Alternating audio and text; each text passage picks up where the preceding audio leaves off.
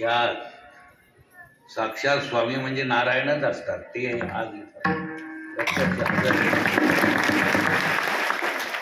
दुसरे स्वामी आहेत, बलदेवानंद स्वामी आहेत. आणि तुम्ही देखील स्वामीला सोडून नाही, तुम्ही देखील देवस्वरूपच आहात.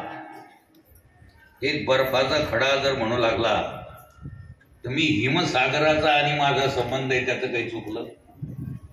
एक मातीचा खडा जर म्हणू लागला मी हिमालय स्वरूप आहे त्याचं काही चुकलं? तसं तुम्ही जर म्हणाला आम्ही देव स्वरूपच आहोत तर तुमचं काहीच चुकलं. तुम्ही जागीरदार मोठे हलक्या जातीचे भारी जातीचे याच्यातच बोलली. खरं आपण जर कोणाचे असाल देव माझा. आणि यात एक दुसरं विशेष म्हणजे वर्णन करण्यासारखं आहे. त्यांना वर्णन मान्य नाही, सेवा करीत असतात, सेवा भागीरथीची.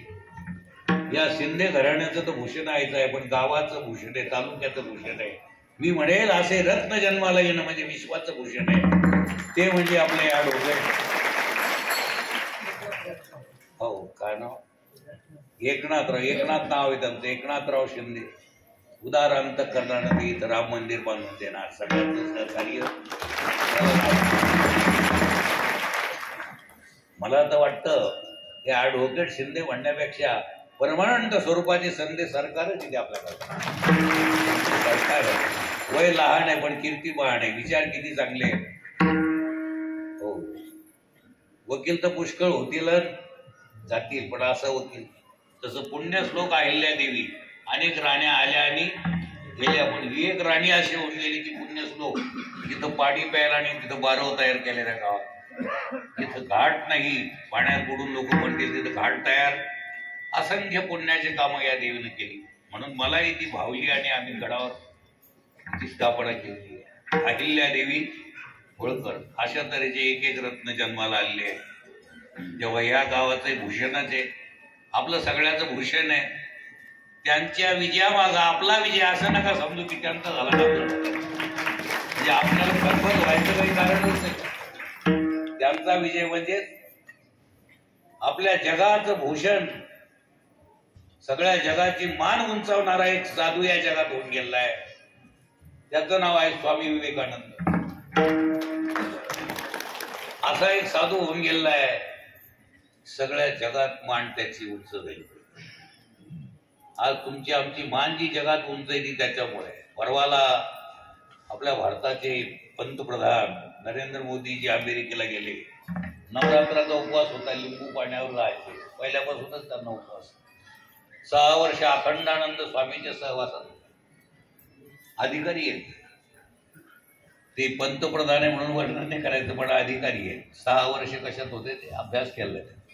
ते ज्यावेळेस गेले तर जिथं ख्रिश्चन संस्कृती आहे, जिथं फक्त कल्चर आहे, तिथं संस्कृती नाही. डॉग कल्चर सारखं आता डॉग कल्चरच येत चाललं. पूर्वी दरवाजावर लिहायचं असतं शुभ, गेटवर काय लिहिलं असतं शुभ, घरात गेल्यानंतर या बसा. आता पहिल्यांदाच असतं कुत्र्यापासून सावध राहा. कशाला तिथे म्हणजे प्रकृती नामक, हे शरीररूपी प्रकृती नामक आकृती इतकी ठासून भरलेली आहे. ती आकृती नष्ट करण्याचं काम आजपर्यंत कोणत्या देशाने केलं असेल तर तो देश म्हणजे भारत देश आहे. आणि त्या देशात तुम्ही आम्ही जन्माला आलोय, हे एक आपलं परम भाग्य आहे. साधू संत ऋषी मुनीचं दर्शन आपल्याला घडतं. संताच्या दर्शनानं म्हणजे संताच्या वास्तविक बोधानं समग्र इडापिडा नष्ट होतात. समग्र भय चिंता हरी आला मग कैची, हरी आला हाता मग कैची. हे संतांच्या सहवासाशिवाय सामान्य जीवाला घडू शकतच. विठ्ठल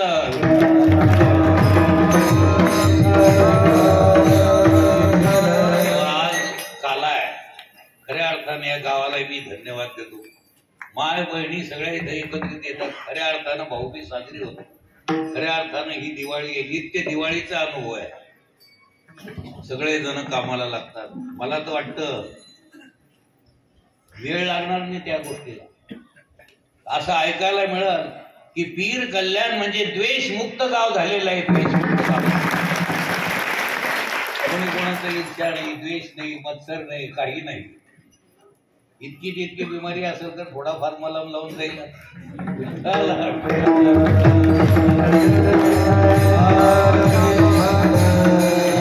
आज काला आहे. काला काला या शब्दाचा अर्थ सगळे काल्या करता प्रयत्न करतात, मुंगीपासून तर ब्रह्मदेवापर्यंत.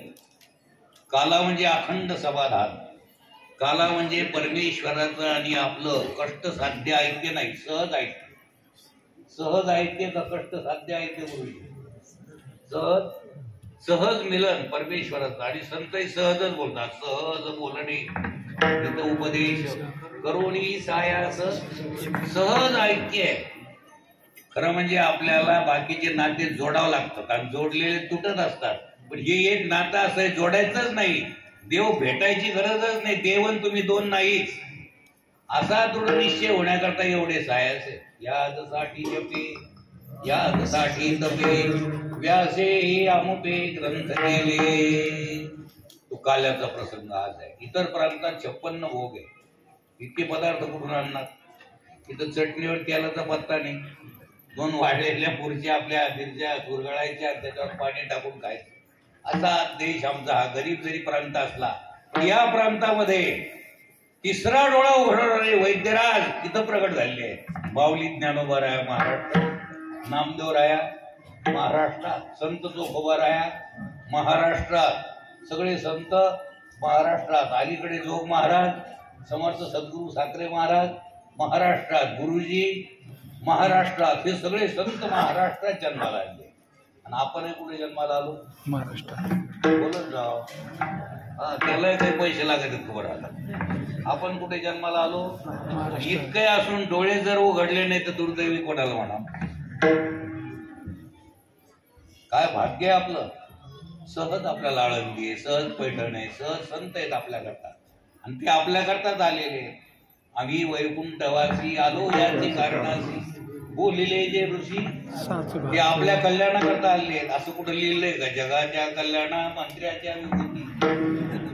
जगाच्या येथे उपकारासाठी आले घरच्या एवढ्या करताच आलेले. काला या शब्दाचा अर्थ परमेश्वराचं आणि आपलं सहज ऐक्य आहे. असं जर तुमचा दृढ निश्चय झाला, आम्ही परमेश्वराचे आहोत. चपराशाच्या मुलाला कमी नाही आहोत.